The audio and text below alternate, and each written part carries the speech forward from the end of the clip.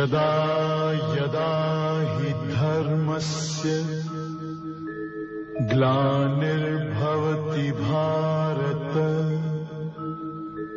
अभ्युत्थानम् अधर्मस्य तदात्मानं सृजाम्यहम् परित्राणाय साधूनां विनाशाय च दुष्कृतां धर्म संस्थापनार्थाय संभवामि युगे युगे।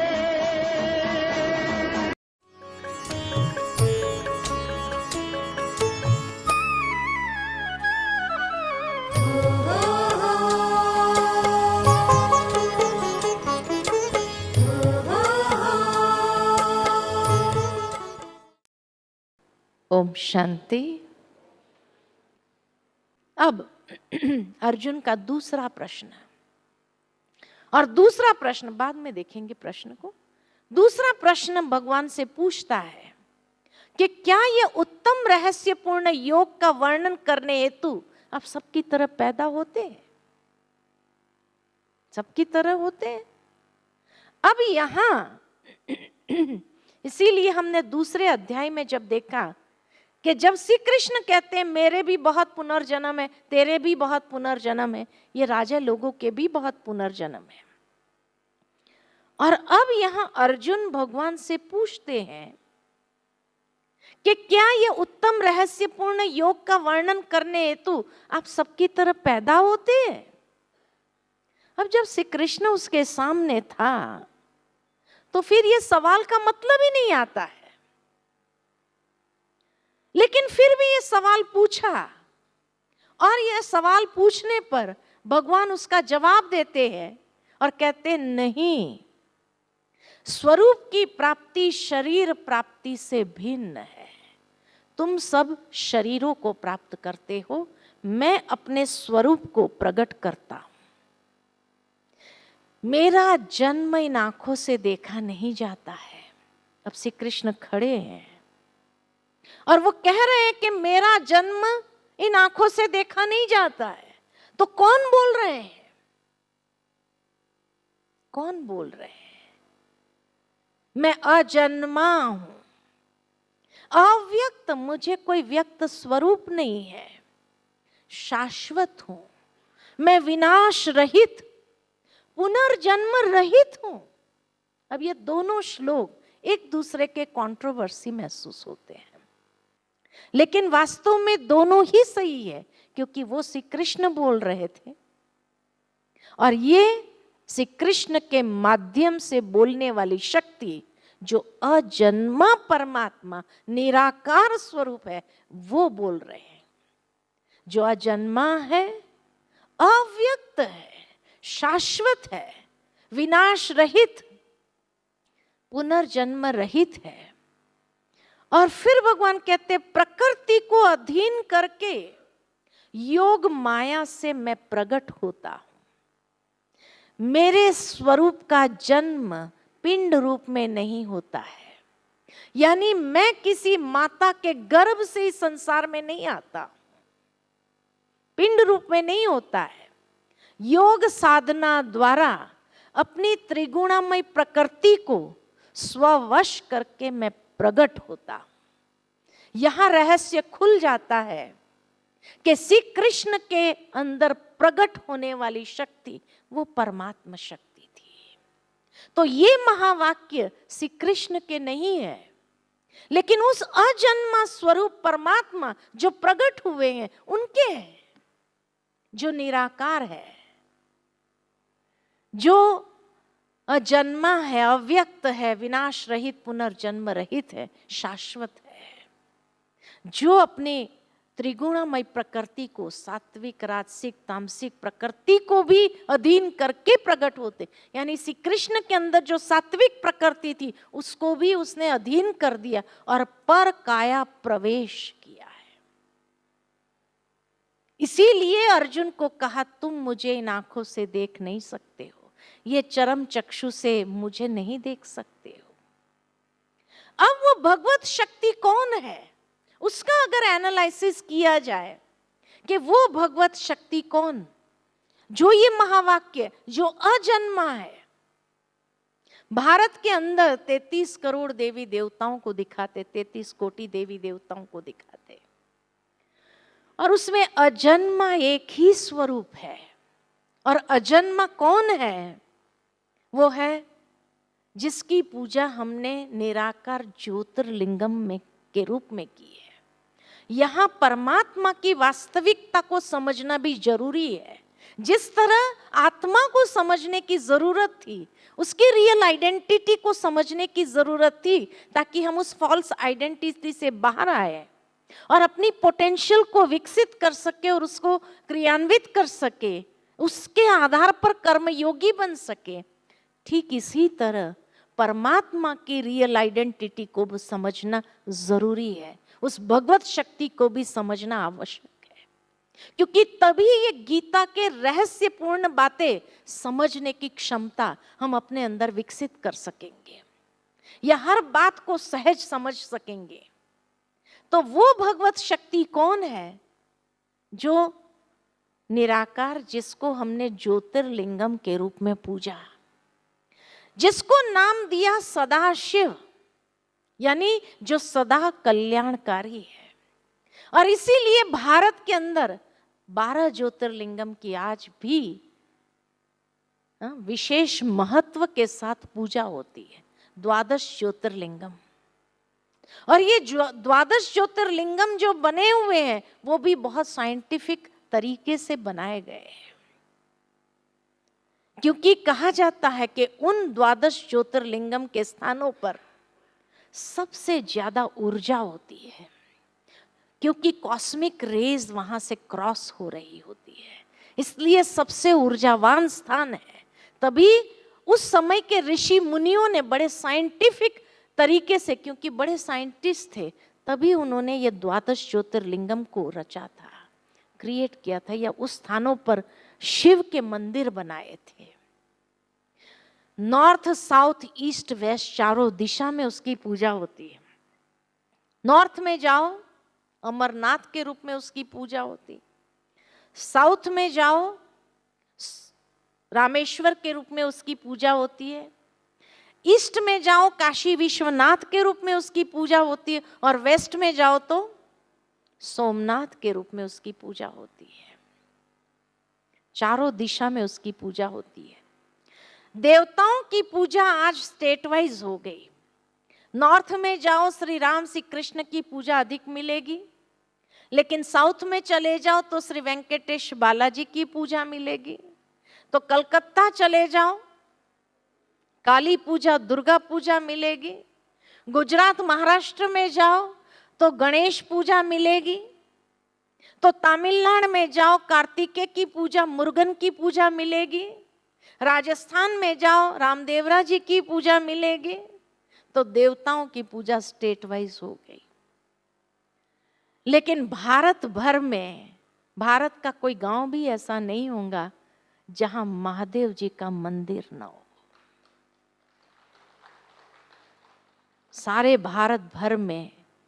और इसीलिए उनको कहा ही देवों का भी देव महादेव, जिसकी पूजा रामेश्वरम में स्वयं श्री राम ने भी की।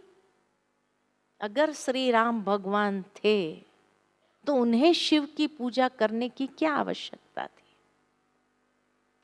क्योंकि स्वयं श्री राम भी बहुत अच्छे से जानते थे, जिसके सामने मैं युद्ध करने जा रहा हूं, रावण, जिसको अपनी शक्ति पर इतना घमंड है, वो ऐसे ही घमंड नहीं कर रहा है, क्योंकि वो शक्ति स्वयं रावण की भी नहीं है।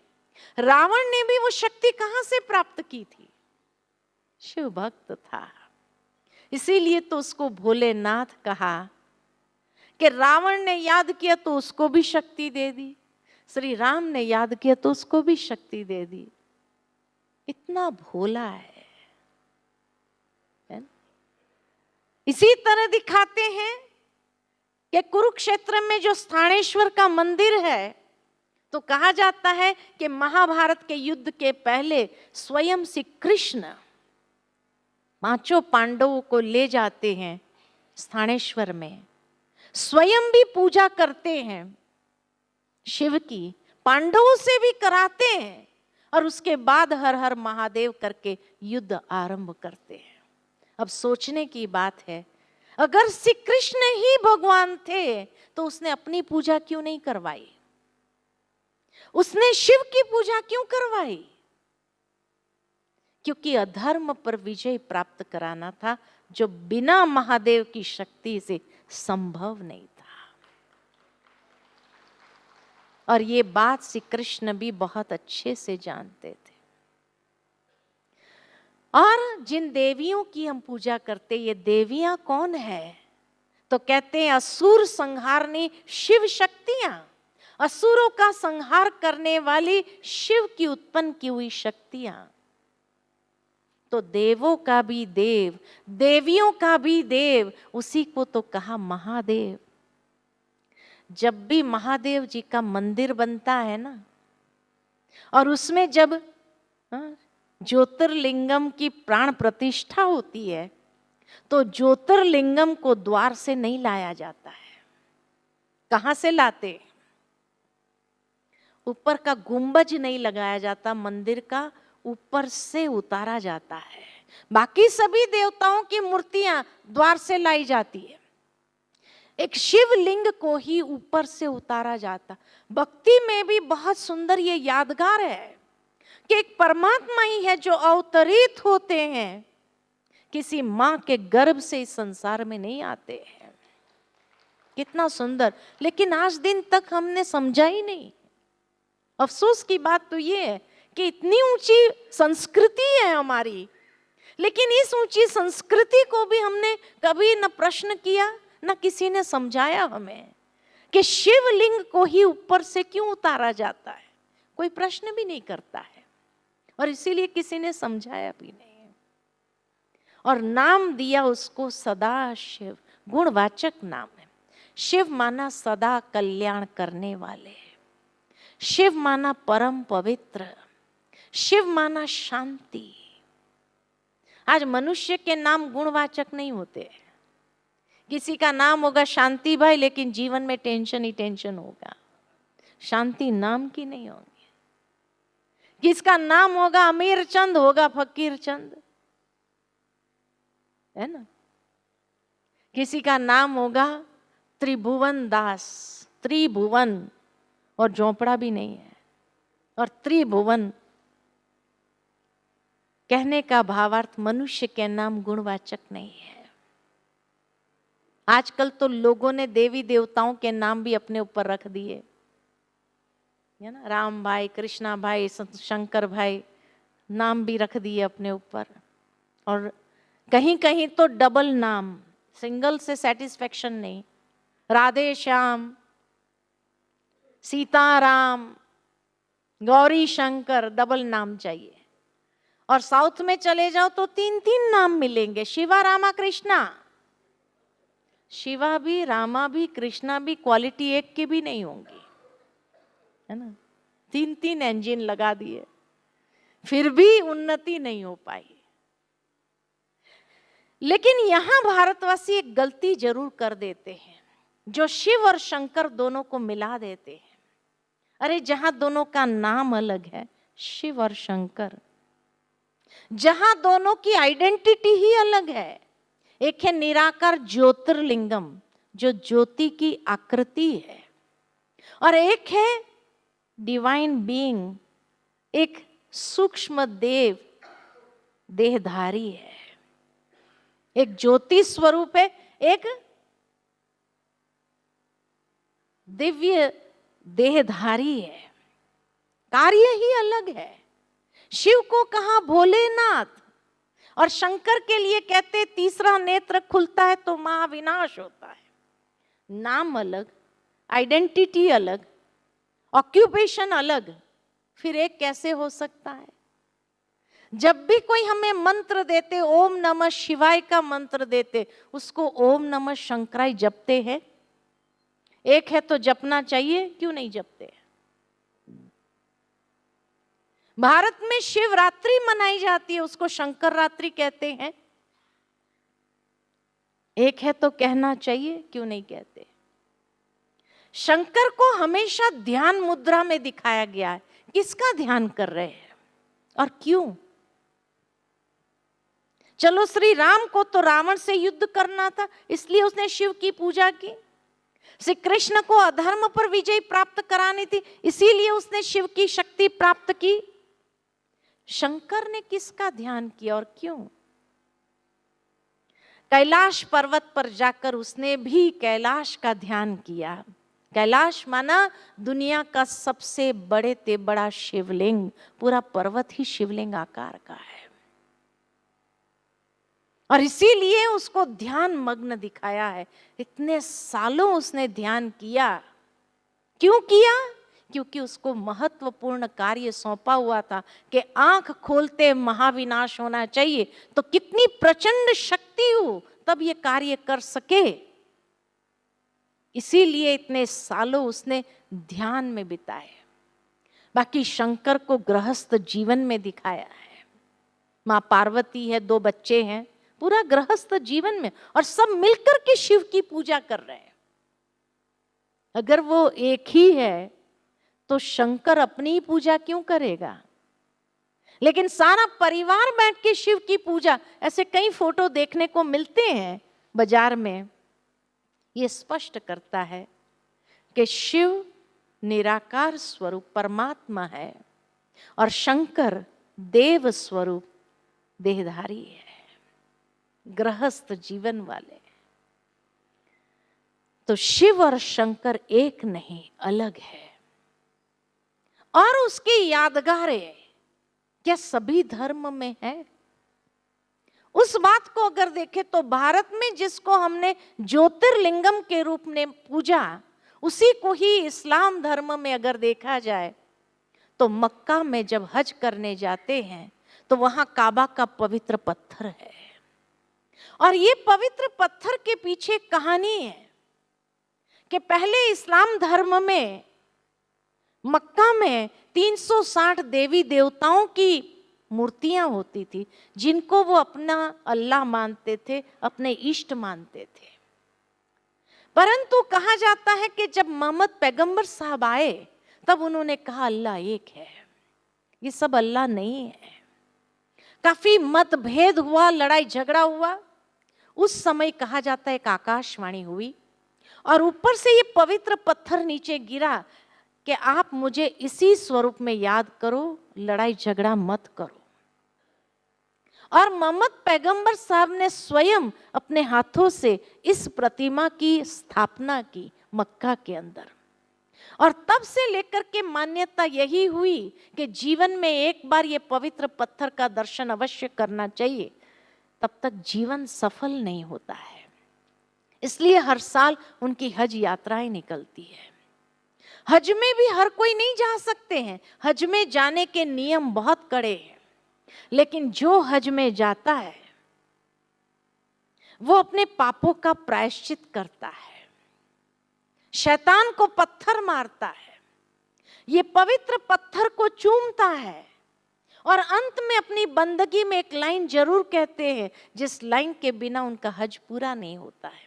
और वो लाइन है, हे परवरदिगार, नूरे इलाही, मेरा हज कबूल हो। तब उनका हज कबूल होता है। परवरदिगार परमेश्वर को एड्रेस किया है। और वो परमेश्वर कौन? तो कहा नूरे इलाही। नूरे इलाही का मतलब है अल्लाह नूर है, मेरा हज कबूल हो। अल्लाह नूर है। नूर माना, नूर माना तेज, प्रकाश।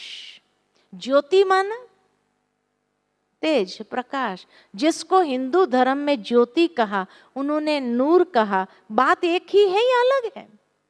एक ही तो है। और आगे जाए तो क्रिश्चियन धर्म में, यहूदियों में विशेष कहा जाता कि मोसेस जब माउंटेन पर गए, जहां उन्हें 10 कमांडमेंट्स मिले 2 पत्थरों पर, उस समय उन्हें अखंड ज्योति का साक्षात्कार हुआ, जिसको देखकर मोसेस ने कहा यहोवा, यानी द सुप्रीम लाइट। और इसीलिए जीसस ने कभी अपने आप को गॉड नहीं कहा, उसने हमेशा यही कहा, God is light, I am the son of God. परमात्मा प्रकाश है, मैं उसका बेटा हूं।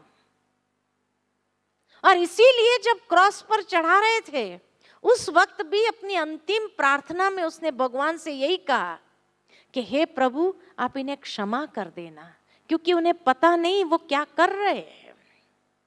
ये हे प्रभु किसको एड्रेस किया?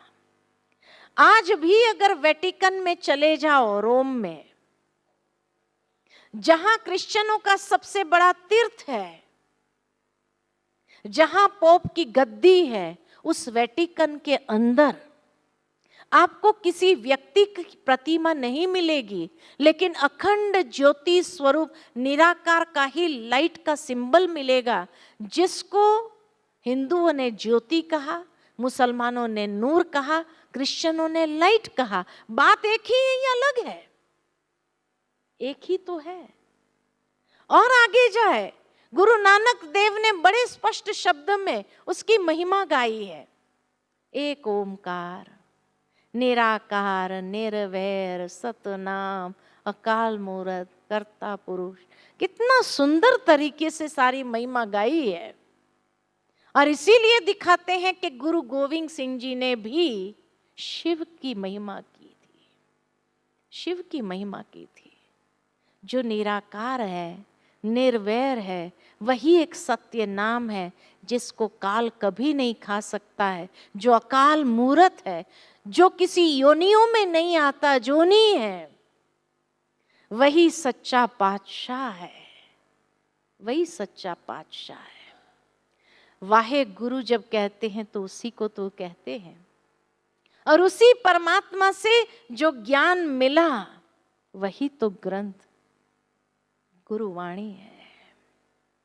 परमात्मा क्योंकि ज्ञान का अनंत भंडार है, सागर है। और आगे जाए, जैन धर्म में 24 तीर्थंकर दिखाते हैं, और ये 24 के 24 तीर्थंकर ध्यान मुद्रा में है। किसका ध्यान कर रहे हैं? उनसे श्रेष्ठ कौन है? उनको ध्यान करने की क्या जरूरत थी? आज भी जब दिवाली का दिन होता है तो जैनी लोग अपनी प्रार्थना में यही गाते हैं। महावीर स्वामी का निर्वाण दिन जब मनाते हैं दिवाली के दिन, तो अपनी प्रार्थना में यही गाते हैं कि आपने जो शिव धाम को प्राप्त किया, हमें भी वो गति प्राप्त हो। वो शिव धाम कौन सा है? वो शिव कौन है? और उन्होंने ध्यान किसका किया? तो कहा सिद्ध शिला का। सिद्ध शिला माना जो सर्वश्रेष्ठ है। और उस सर्वश्रेष्ठ के पास जाने के लिए, उसके सानिध्य को प्राप्त करने के लिए 3 बातें बताते हैं। ज्ञान, दर्शन, चरित्र। ज्ञान के दिव्य चक्षु खुलने चाहिए। दर्शन शास्त्र में जो बातें हैं उसको आचरण में लाने की आवश्यकता है। और चरित्र श्रेष्ठ होना चाहिए। यही सच्ची तपस्या है। निराकार का ही ध्यान किया। सिद्ध शिला मना निराकार का ध्यान किया। 24 के 24 तीर्थंकरों ने, उन्होंने कभी अपने आप को भगवान नहीं कहा। और आगे जाए, महात्मा बुद्ध भी ध्यान की मुद्रा में है। किसका ध्यान कर रहे हैं? आज भी उन्होंने किसी मूर्ति पूजा की और किसी को प्रेरित नहीं किया। लेकिन कहा जाता है कि आज भी अगर जापान चले जाओ तो 3 फुट की ऊंचाई पर और 3 फुट दूर बैठ के एक थाली के अंदर लाल पत्थर रखा जाता है, जिसको कहा जाता है चिंकुन सेकी। चिंकुन सेकी माना जो शांति का दाता है, जिसका ध्यान करने से हमारा मन शांत, रिलैक्स हो जाता है। उसी का ध्यान करते जो बिल्कुल शिवलिंग आकार का है। और आगे जाए, पारसी धर्म में कहा जाता है कि पारसी लोग जब ईरान से भारत आए थे तो जलती हुई ज्योत को लेकर के आए थे। आज भी उनके मंदिर को कहा ही जाता है द फायर टेम्पल, जहां अखंड ज्योत निरंतर जलती रहती है, जो अखंड ज्योति स्वरूप है। तो जो सर्वधर्म मान्य है वो कौन है? अजन्मा के रूप में, अव्यक्त के रूप में, जो किसी जन्म मरण के चक्र में नहीं आते हैं, वो एक ही तो है जो देवों का भी देव है, जिसकी पूजा देवी देवताओं ने भी की, जिसको किसी ने गॉड कहा, अल्लाह कहा, ईश्वर कहा, प्रभु कहा, मालिक कहा। साईं बाबा ने क्या कहा? सबका मालिक एक। साईं बाबा ने कभी अपने आप को भगवान नहीं कहा, सबका मालिक एक। इसी तरफ इशारा किया। जो सर्वश्रेष्ठ है वही सच्चा पातशाह है, जो निराकार है, जो अजन्मा है, अव्यक्त है, जो पुनर्जन्म रहित है, शाश्वत शक्ति है और त्रिगुणामय शक्ति से अवतरित होता है, इस संसार में अवतरित होता है, प्रकट होता है। इसीलिए जब अर्जुन ने यह सवाल पूछा तो इसके पीछे एक रहस्य है, क्योंकि कहीं ना कहीं अर्जुन को भी ये महसूस हुआ कि ये बात श्री कृष्ण नहीं बोल रहे हैं। तब उसने ये सवाल किया कि क्या ये उत्तम रहस्यपूर्ण योग का वर्णन करने हेतु आप सबकी तरह पैदा होते हो? और तब भगवान उसका उत्तर बड़े स्पष्ट शब्द में देते हैं, नहीं, स्वरूप की प्राप्ति शरीर प्राप्ति से भिन्न है। तुम सब शरीरों को प्राप्त करते, जन्म मृत्यु के चक्र में आते हैं, मैं नहीं आता हूं, स्पष्ट कह दिया। और फिर दूसरा सवाल पूछते हैं अर्जुन भगवान से, आप किस परिस्थिति में और कब प्रकट होते हो?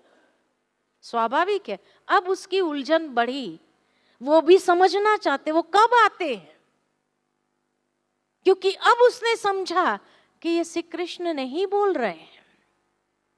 क्योंकि कृष्ण का मतलब, संस्कृत के अंदर कृष्ण का मतलब है अति आकर्षणमय मूर्त, अति आकर्षणमय मूर्त। इसलिए ये भ्रम आ गया कि श्री कृष्ण को अति आकर्षणमय मूर्त है, लेकिन वो श्री कृष्ण है, ये कृष्ण है। इसीलिए शिव के साथ ये कहा जाता है सत्यम शिवम सुंदरम। सुंदरम, अति आकर्षणमय मूर्त, ये प्रकाश दिव्य ज्योति है, ये अति आकर्षणमय मूर्त है। तो दोनों ही कृष्ण है, वो श्री कृष्ण है, ये कृष्ण है। और तब अर्जुन पूछते हैं, इसीलिए मिसअंडरस्टैंडिंग क्रिएट हो गई। तब कृष्ण से पूछते हैं, यानी भगवान से पूछते हैं अर्जुन कि आप किस परिस्थिति में और कब प्रकट होते हो? तब भगवान कहते हैं यदा यदा ही धर्मस्य।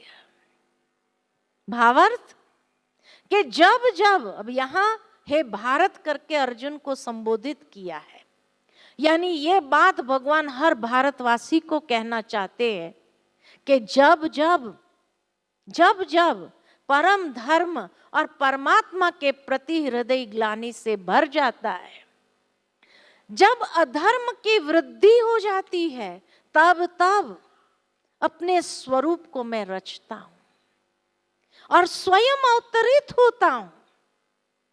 यहां अवतरण का अभिप्राय पुनर्जन्म लेना नहीं है, परंतु पुनः अपने स्वरूप को प्रकट करता, उस दिव्य स्वरूप को पर काया प्रवेश करके प्रकट करता।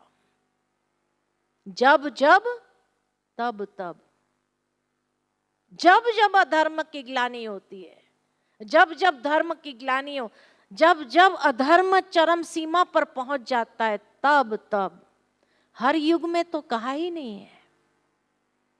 सतयुग में तो था ही सूर्यवंशी, जहां सुखी था राजा, सुखी थी प्रजा, सुखी था सारा संसार। त्रेता युग में भी जरूरत नहीं थी भगवान के अवतरित होने की, क्योंकि वहां भी दिव्य आत्माओं की दुनिया थी। और अगर द्वापर युग में आए भगवान, गीता का ज्ञान सुनाए, तो द्वापर के बाद तो कलयुग आया, तो क्या गीता के ज्ञान से घोर अधर्म के युग की स्थापना हुई? नहीं, अधर्म का नाश किया। तो अधर्म चरम सीमा पर कब था? कलयुग में। तभी तो कलयुग में ही आना चाहिए। एक बार आना चाहिए, कितनी बार आना चाहिए? अधर्म का नाश कर दिया, सत धर्म, सनातन धर्म की स्थापना कर दी, सतयुग को रच लिया, उसके बाद तो जरूरत नहीं थी। चलो अगर 4 युग कहे तो 4 युग में आना चाहिए। तब भगवान आगे कहते परित्राणाय साधुना, भावार्थ परम साध्य परमात्मा के समीप ले जाने वाले। किस लिए आता हूं, मेरा उद्देश्य क्या है, किस परिस्थिति में आता हूं, कब आता हूं, और उद्देश्य क्या है? तो परम साध्य परमात्मा के समीप ले जाने वाले विवेक, वैराग्य और दैवी संस्कारों को इस संसार में निर्विघ्न प्रवाहित करने हेतु तथा दुष्कृत्य के कारक काम, क्रोध, राग, द्वेष इत्यादि विकारों का पूर्ण विनाश करने के लिए और परम धर्म सनातन धर्म की पुनः स्थापना करने के लिए ऐसे युगे युगे, ऐसा युग तो एक ही है, कलयुग। यहां युग का तात्पर्य हर युग की बात नहीं है, लेकिन जब तामस गुण भरपूर हो, चारों ओर वैर विरोध हो, जब तामसी गुण ही कार्य करता हो और मनुष्य में आलस्य, निद्रा, प्रमाद का बाहुल्य हो जाता है, मनुष्य कर्तव्य को जानते हुए उसमें प्रवृत्त नहीं हो सकता, निषिद्ध कर्म को जानते हुए उससे निवृत्त नहीं हो सकता, ऐसे युग धर्म के उतार चढ़ाव पर परमात्मा प्रकट होते हैं, ऐसे समय पर प्रकट होते है ना। दुर्योधन ने इसीलिए भगवान से कहा था, धर्म क्या है मैं जानता हूं, अधर्म क्या है वो भी मैं जानता हूं, लेकिन धर्म के मार्ग पर मैं चल नहीं सकता हूं, अधर्म को मैं छोड़ नहीं सकता। अब बताओ प्रॉब्लम मेरा क्या है? वो उसने स्पष्ट कर दिया कि धर्म के मार्ग पर मैं चल नहीं सकता, बाकी मैं जानता हूं। आज की दुनिया में कौन ऐसे हैं जो नहीं जानते धर्म क्या कहता है? कौन ऐसा है जो अधर्म किसको कहते नहीं जानते हैं? फिर भी धर्म के मार्ग पर चलने की शक्ति, अधर्म को छोड़ने की शक्ति कितनों के पास है? वही दुर्योधन वाली स्थिति है। ऐसा युग धर्म का उतार चढ़ाव जब आता है, तब परमात्मा अवतरित होते हैं। अच्छा, अगर हर युगे कहे तो 4 अवतार होने चाहिए, 4 बार प्रकट होना चाहिए, तो 4 अवतार होने चाहिए। भारत में तो 10 अवतार दिखा दिया। अच्छा, उससे भी सेटिस्फेक्शन नहीं हुआ तो 24 अवतार दिखा दिए। 24 अवतार से भी सेटिस्फेक्शन नहीं हुआ तो कण कण में जहां देखूं वहां तू ही तू है, तू कहां नहीं है। अब इसमें सत्य क्या है? 1 बार आता है, 4 बार आता है, 10 बार आता है, 24 बार आता है, या कण कण में सदा है ही है? We have to decide. अज्ञानता में कब तक रहेंगे? अब हमें फैसला करना होगा कि ये सब बातों में सत्य क्या है। What is the truth? आपका विवेक क्या कहता है? कितनी बार आना चाहिए भगवान को? कितनी बार आना? ये गीता के महावाक्य के हिसाब से कितनी बार आना चाहिए? हाँ, एक ही बार आना चाहिए।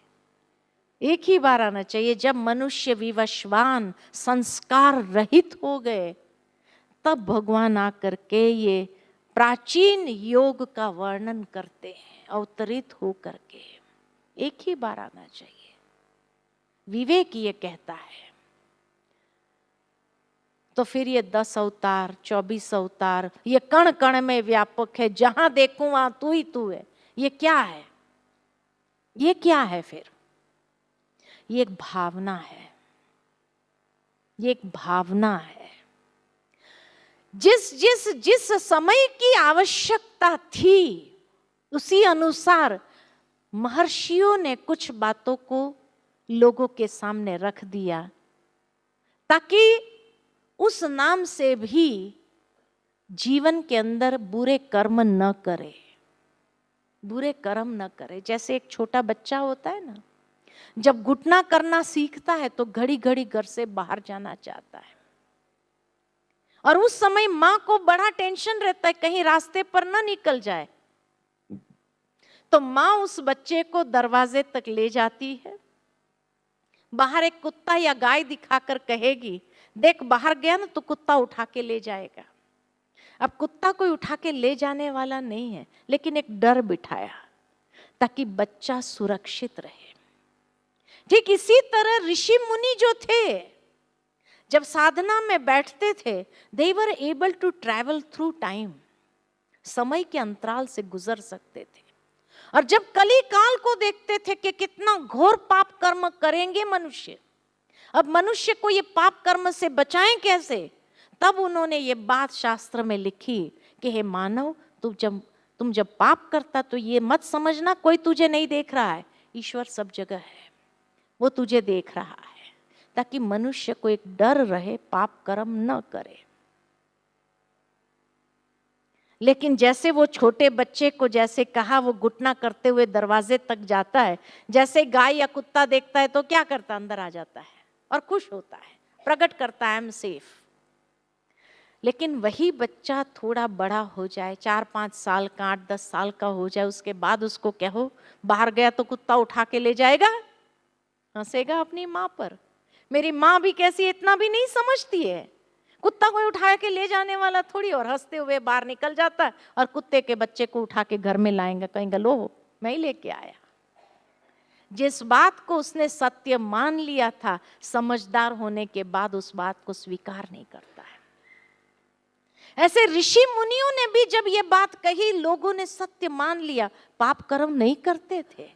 आज से 200-300 साल पहले भी किसी को अगर कोई पाप के लिए प्रेरित करता था तो मनुष्य क्या कहता था, अरे बाल बच्चे वाला हूं, समाज में रहना, इज्जत से जीना है, मैं ये पाप नहीं करूंगा, ऊपर वाला भी देख रहा है, ये कहता था। लेकिन आज विज्ञान के युग में मनुष्य बड़ा हो गया, समझदार हो गया, और इसीलिए जब वो पाप करता है और कोई उसको कहता है अरे क्यों इतना पाप करता है, थोड़ा तो ऊपर वाले का डर रख, तो क्या कहता है, वही डायलॉग, अरे बाल बच्चे वाला हूं, समाज में रहना, इज्जत से जीना है, पाप नहीं करूंगा तो सबका पेट कैसे भरूंगा। वो डर भी नहीं रहा और पाप करता ही चला गया, और फिर कहता है भगवान देख रहा है, कण कण में व्यापक। कई बार कई लोग हमसे बहस करते हैं, व्हाट डू यू थिंक, कि ईश्वर सर्वव्यापी नहीं है।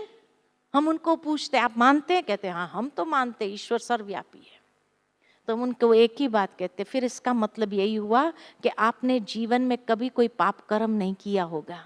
जो मानता हो कि भगवान मुझे देख रहा है, उससे कोई गलत काम होगा, कभी नहीं होगा। जो मानता है वो तो नहीं करेगा। जब ये बात कहते हैं कि इसका मतलब आपने जीवन में कभी कोई पाप कर्म नहीं किया होगा, तो क्या कहते, अरे पाप तो होते ही है ना। जब आपको मानना नहीं है तो वाई एडवोकेट, वाई एडवोकेट, मानो, पाप न करो, फिर कहो कि हाँ भगवान सर्वव्यापी है। जब मानना नहीं है, पाप करते जाना है, और फिर कहो कि भगवान देख रहा है, जब आपको डर ही नहीं है, तो ये गलत प्रचार क्यों। इसलिए भगवान सर्व में व्यापक नहीं है। जैसे बच्चे होते हैं ना, जब घर में झगड़ा करते हैं, माँ बाप अगर घर में नहीं है तो खूब मारपीट करेंगे, लड़ेंगे। लेकिन अगर माँ बाप सामने बैठे हो तो माँ बाप लड़ने देंगे या छुड़ाएंगे? क्या करेंगे? छुड़ाएंगे ना। ठीक इसी तरह आज वो परमात्मा भी संसार में अगर होता था तो मनुष्य इतना झगड़ा नहीं करता था, इतना अधर्म के मार्ग पर नहीं चलता था। लेकिन वो भी नहीं है, तभी तो वायदा दिया, अधर्म के समय पर मैं आता हूं। अगर वो यही होता था तो इतना अधर्म कैसे होता था? अगर वो यही होता था तो फिर कौन आता था अधर्म का नाश सत धर्म की स्थापना करने? कई सवाल खड़े हो जाते हैं।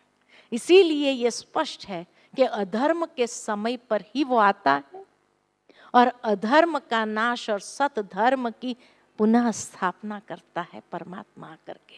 तो एक ही बार आकर के ये कार्य करेगा, तब गीता के अंदर ये जो महावाक्य है ये सिद्ध होते हैं। नहीं तो अगर कुछ और बातें भी हम कह रहे हैं, गीता भी कह, तो सत्य क्या है उसमें हम ही इतने कंफ्यूज्ड है, तो हम सत्य के राह पर दूसरों को भी कैसे प्रेरित कर सकेंगे? तो ये वास्तविकता है। अब सोचने की बात ये है कि ये बातें भगवान ने गीता ज्ञान में कब आकर देता हूं ये तो बता दिया। बताने के बाद कहा जाता है कि जब युद्ध समाप्त हुआ और युद्ध समाप्त होने के बाद फिर धर्म ग्लानि के लक्षण स्पष्ट कर दिए गए, क्योंकि ये धर्म ग्लानि के लक्षण वर्तमान समय में सारे मौजूद दिखाई दे रहे हैं। तो भगवान का पुनः अवतरण करने का समय हो चुका है या नहीं हुआ है? हो चुका है या नहीं हुआ है? हुआ है, तभी तो ये ज्ञान ही प्रत्यक्ष प्रमाण है। कि हमें ये बात कहां से पता चली? जरूर वो आया है, उसने स्पष्ट किया, तभी तो पता चली, जो आज आपको शेयर कर रहे हैं आपके साथ। क्योंकि धर्म ग्लानि के सारे लक्षण स्पष्ट है। आप लोग तो जिस स्थान पर हो, हर रोज आपके सामने ऐसे ऐसे विचित्र केस आते हैं जो कभी कभी आपका माथा भी घूम जाता होगा कि क्या कलयुग है। आता है कि नहीं आता है? आता है नहीं आता है? यही धर्म ग्लानि के लक्षण सारे स्पष्ट है। धर्म किसको कहा जाता है? तो कहा जाता धर्म का शब्द का अर्थ है धारणा, जो हमारे जीवन में श्रेष्ठ आचरण की धारणा सिखाता है, जीवन में उच्च नैतिक मूल्यों की धारणा, जिससे कि मनुष्य का चरित्र ऊंचा हो और वह अन्य मनुष्य से सद्व्यवहार करे तथा सबके साथ ठीक रीति से नाता निभाए, अर्थात कर्तव्य का पालन करे। इसे ही धर्म कहा जाता है। अच्छा, धर्म ग्लानि किसको कहा जाता है? धर्म ग्लानि अर्थात धर्म का पतन, आस्था समाप्त होना, श्रेष्ठ धारणाओं के प्रति हृदय में निरसता पैदा होना, धर्म का आचरण न कर पाना, यही तो धर्म ग्लानि है। तो कहा जाता है कि जब युद्ध समाप्त हुआ, पांडवों को राज्य मिल गया और राज्य करने लगे, और तब श्री कृष्ण ने कहा कि अब मैं वापस जाता हूं द्वारका। ये जो इंसिडेंट है बड़ा ध्यान देने वाला इंसिडेंट है कि श्री कृष्ण ने कहा पांडवों से कि अब मैं वापस द्वारका जाता हूं। तब पांडवों ने पूछा कि हे प्रभु, आप पुनः कब आएंगे? दोबारा कब आएंगे? तब भगवान ने कहा कि अच्छा ठीक है, आप पांचों जो है, पांचों दिशा में चले जाओ, 2 दिन तक चलते रहना, और जो विचित्र बात आपको दिखाई दे वो आकर के बताना।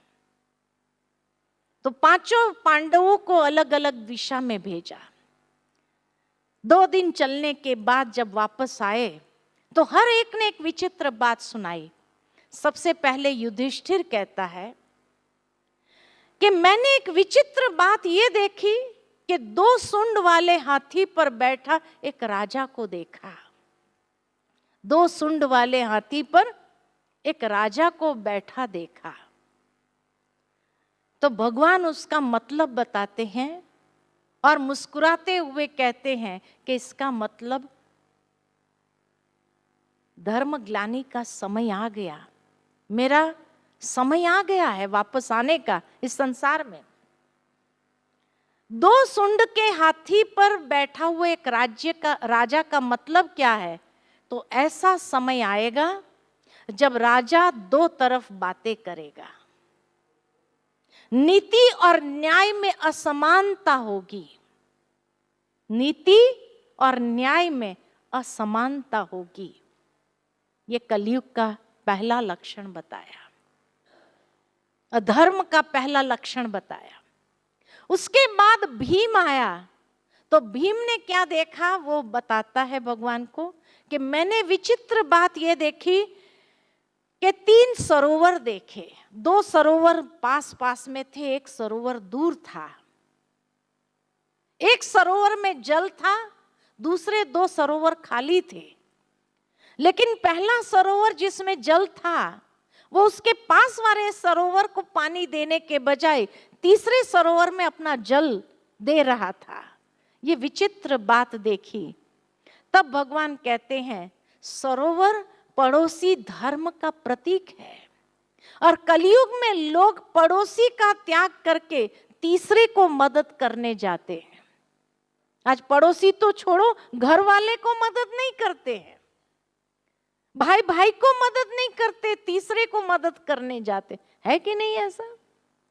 ये विचित्र बात भीम ने देखी। तीसरा अर्जुन ने क्या देखा? तो अर्जुन ने देखा कि एक जगह मोती बिखरे हुए हैं और उसके नजदीक ही दूसरे स्थान पर कीचड़ है और तभी कुछ हंस उड़ते हुए आए और मोती चुगने के बजाय कीचड़ में मकोड़े और कीड़े को चुनने लगे। ये विचित्र बात देखी तो भगवान कहते हंस बुद्धिमान और विवेकशील लोगों का प्रतीक है और कलयुग में इस प्रकार के बुद्धिमान और विवेकी लोग सत्य को छोड़कर असत्य को अपनाएंगे, असत्य की ओर कदम बढ़ाएंगे। ये भी अधर्म के लक्षण है। चौथा, नकुल ने क्या देखा? तो नकुल ने देखा कि एक खेत में किसान ने बाड़ लगाई और वह बाड़ अपने आप गति प्राप्त करती है और दूसरों के खेत में चली जाती है। भावार्थ ये है कि लोग जो उनके पास होगा उससे संतुष्ट न होंगे और दूसरों की चीज को देखकर उसको भी प्राप्त करने के प्रयत्नशील होंगे। ये धर्म ग्लानि के लक्षण आज के युग में दिखाई देते हैं कि नहीं दिखाई देते हैं? दिखाई देते हैं सारे लक्षण। 5वां, फिर सहदेव ने क्या देखा कि एक पहाड़ी से कुछ कंपन हुआ और कंपन होते ही एक बड़ी चट्टान नीचे लुढ़कने लगी और चट्टान के नीचे लुढ़कने से बड़े बड़े वृक्ष तिनके की तरह टूट करके पर्वत की तलहटी में गिरने लगे। लेकिन तभी एक वृक्ष की पतली सी टहनी से वो चट्टान अटक गई। तो उसका मतलब क्या बताया भगवान ने कि कलयुग रूपी विशाल चट्टान बड़े बड़े सद्गुणों का या धर्म का विनाश करेगी। वही सत्कर्म और भक्ति के तिनके के सहारे से, तिनके की टहनी से उसके वेग को रोकने की समर्थी होंगी। कि कलयुग के अंदर अगर धर्म को, भक्ति को जब व्यक्ति अपनाता है, परमात्मा के ध्यान को जब अपनाता है, तो उसके अंदर वो समर्थी आ जाएंगी जो वो सही और गलत को पहचान कर। तो ये सारे धर्म ग्लानि के लक्षण आज के युग में दिखाई देते या नहीं दिखाई देते? और जब भगवान कहने लगे कि मैं विदाई लेता हूं, द्वारका जाता हूं, और 2 दिन में ये सारे लक्षण दिखाई दिए। 2 दिन के बाद ही ये सारे लक्षण दिखाई दिए। कितनी बड़ी कंट्रोवर्सी महसूस होती है। अधर्म का नाश कर दिया, धर्म को, सत धर्म की स्थापना हो गई, और 2 दिन के बाद पुनः ये धर्म ग्लानि के लक्षण। दिखाई दिए पांचों पांडवों को, लेकिन ये स्पष्ट तभी होता है कि वास्तव में ये इसी समय की बात है और तभी भगवान को पुनः इस संसार में आना पड़ता है। तब भगवान कहते हैं मेरा जन्म और कर्म दिव्य और अलौकिक है, जो इन चरम चक्षुओं से देखा नहीं जा सकता है। तब पुनः अर्जुन पूछता है परमात्मा से और कहता है कौन उसे देख सकता है, कौन समझ सकता है। अब यहां कहीं ना कहीं अर्जुन खुद भी समझ नहीं पा रहा था, इसीलिए भगवान ये बात उसको कह रहा है। और जब अर्जुन ने ये सवाल पूछा कि कौन उसको देख सकता है, समझ सकता है, तो भगवान कहते केवल तत्वदर्शी, जो ज्ञान और तपस्या के द्वारा पवित्र बनते हैं और वितराग भय और क्रोध से मुक्त है, वो मेरे इस जन्म को और कर्म को देखता है और मेरा साक्षात्कार कर सकता है। यानी अंतर चक्षु से वो देख सकता है ईश्वर को, ये स्थूल आंखों से नहीं देख सकता है। और उसके लिए सबसे पहले आत्म साक्षात्कार करने वाला ही इस अवीर्य भाव को समझ पाता है कि परमात्मा किस वितरागी में अवतरित होते हैं, किस में अवतरित होते हैं, ये समझ सकता है। क्योंकि आज अगर कलयुग में श्री कृष्ण के रूप में अवतरित हो जाए, कि श्री कृष्ण जन्म ले और उसमें परमात्मा अवतरण हो जाए, तो लोग उसको अधर्म का नाश सत धर्म की कार्य स्थापना करने देंगे या दर्शन की भीड़ मचाएंगे? क्या करेंगे? क्या करेंगे? दर्शन की भीड़ मचा देंगे, उसको काम ही नहीं करने देंगे। इसलिए भगवान कहते मैं अति साधारण रूप में आता हूं, जिस कारण मूढ़मती मनुष्य मुझे पहचान नहीं सकते। और कोटों में कोई में भी कोई विरला मेरे यथार्थ स्वरूप को जानकर पहचान कर मेरी शरण को ग्रहण करते। 7वें अध्याय में ये बात कही हुई है। तो ये प्रैक्टिकल है कि कलयुग के अंदर तो श्री कृष्ण के रूप में नहीं आएंगे, कलयुग में तो साधारण स्वरूप में ही इस संसार में परमात्मा अवतरित होंगे और अपना दिव्य कार्य करेंगे, नहीं तो लोग दर्शन की भीड़ मचा देंगे। आशीर्वाद चाहिए, आशीर्वाद, हाथ रख दो, हाथ रख दो। मुझे याद आता है कुछ साल पहले भारत में गणेश जी ने दूध पिया था, है ना। और उस समय हर मंदिर के बाहर इतनी लाइन थी। उस समय में इलाहाबाद में थी और इलाहाबाद से मैं निकल रही थी वापस माउंट आबू आने के लिए। रात्रि में हमारी ट्रेन थी करीबन 11 बजे। जब स्टेशन जाने लगे तो हर मंदिर के बाहर सब लोटे लेकर खड़े हैं, इतनी लंबी। तो मैंने पूछा आज कौन सा त्योहार है? तब मुझे बताया गया कि आज गणेश जी दूध पी रहे हैं। और उस समय इंटरनेट का जमाना नहीं था, और इंटरनेट का जमाना मोबाइल व्हाट्सएप नहीं था। फिर भी आधा घंटे के अंदर सारे विश्व के अंदर ये न्यूज़ फैल गई थी कि भारत के किसी देवता ने दूध पिया है। और सब विदेशों में भी लाइन लग गई गणेश के मंदिर में दूध पिलाने के लिए, साइंटिस्ट लोगों की लाइन लग गई। तो आज अगर भगवान कोई दिव्य स्वरूप लेकर के आए तो लोग उसको अपना कार्य करने देंगे या दर्शन की भीड़ मचाएंगे? क्या करेंगे? इसीलिए भगवान कहता है आत्म साक्षात्कार करने वाला ही इस अवीर्य भाव को समझ पाता है कि परमात्मा किस वितरागी में अवतरित होता है। जो वितराग भय और क्रोध से मुक्त है, वो वितरागी कौन है, वो समझने की आवश्यकता है कि परमात्मा किस स्वरूप में अवतरित होते हैं। आज यहां तक ही, कल सुबह आगे देखेंगे इसी 4थे अध्याय में जो कर्म अकर्म विकर्म की गुह्य गति भगवान ने समझाई है अर्जुन को, वो कर्म की गुह्य गति हम समझेंगे कल के सत्र के अंदर। अभी थोड़ी देर के लिए अपने मन को शांत करके ध्यान करेंगे और मन को परमात्मा के उस दिव्य स्वरूप में एकाग्र करेंगे। जो दिव्य स्वरूप हमने समझा, आज दिन तक एक शिकायत थी, मन नहीं लगता है ईश्वर में, क्योंकि पता ही नहीं था वो कौन है। अब पता चला है तो ध्यान लगना स्वाभाविक है, सहज है, सरल है। तो चलो कुछ क्षण के लिए अपने मन को बाह्य सभी बातों से समेट लेते हैं, स्वयं को आत्मभाव में स्थित करते हैं।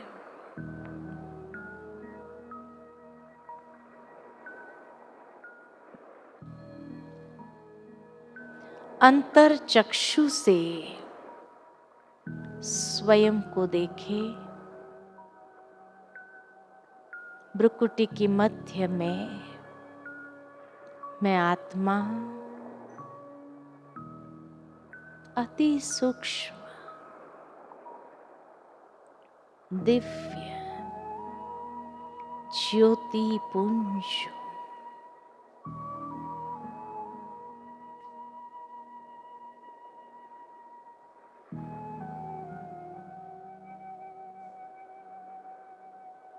मैं आत्मा सतोगुणी स्वरूप हूं, अपने स्वधर्म में स्थित हूं।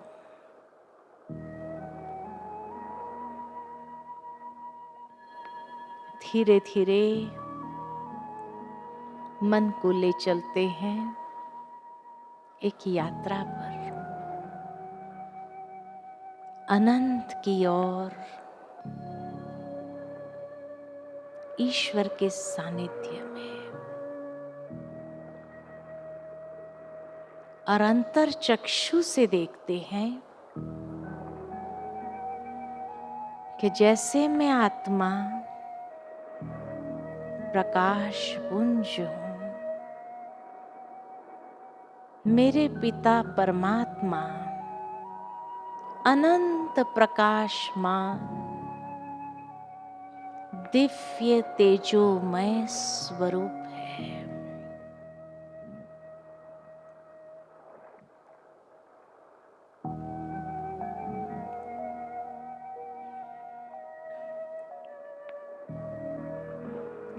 सर्वशक्तिमान है। अपने ध्यान को उस दिव्य तेजोमय स्वरूप पर, प्रकाश, नूर, लाइट पर एकाग्र करती हूं और उस निराकार से सर्व शक्तियों की किरणों को स्वयं में समाती जा रही हूं।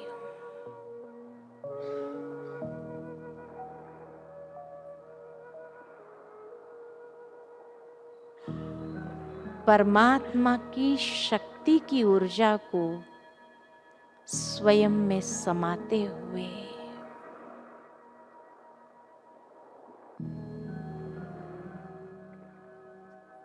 मैं आत्मा सशक्त होती जा रही हूं, अपनी बैटरी को चार्ज होने देती हूं।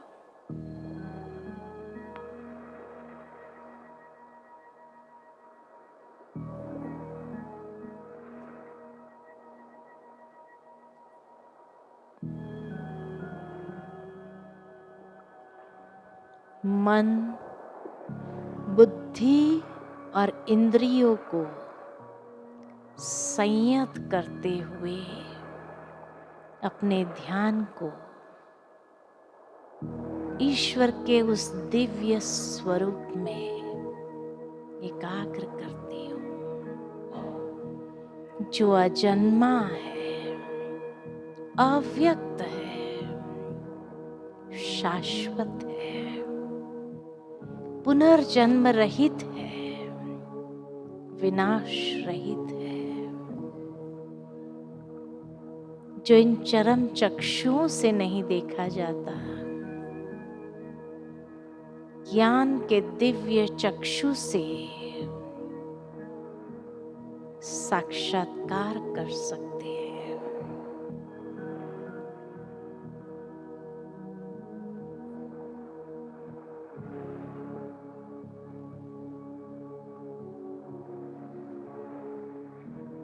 मैं आत्मा धन्य धन्य हो रही हूं, परमात्मा शक्ति को हर इंद्रियों में प्रवाहित होने देती हूं।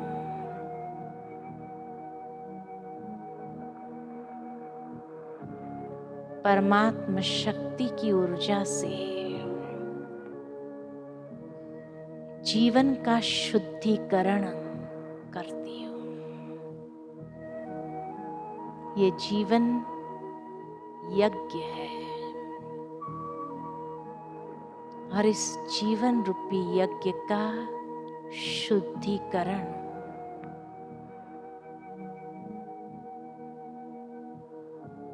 ज्ञान की खुराक से अपने अशुद्ध कर्म को करते हैं स्वाहा, अशुद्ध विचारों को करते हैं स्वाहा, अशुद्ध आदतों को करते हैं स्वाहा।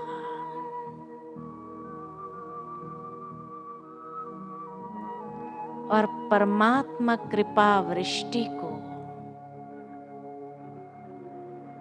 अनुभव करते हैं।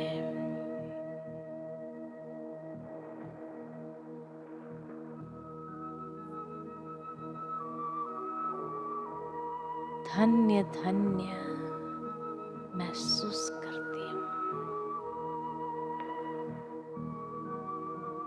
ओम शांति शांति शांति।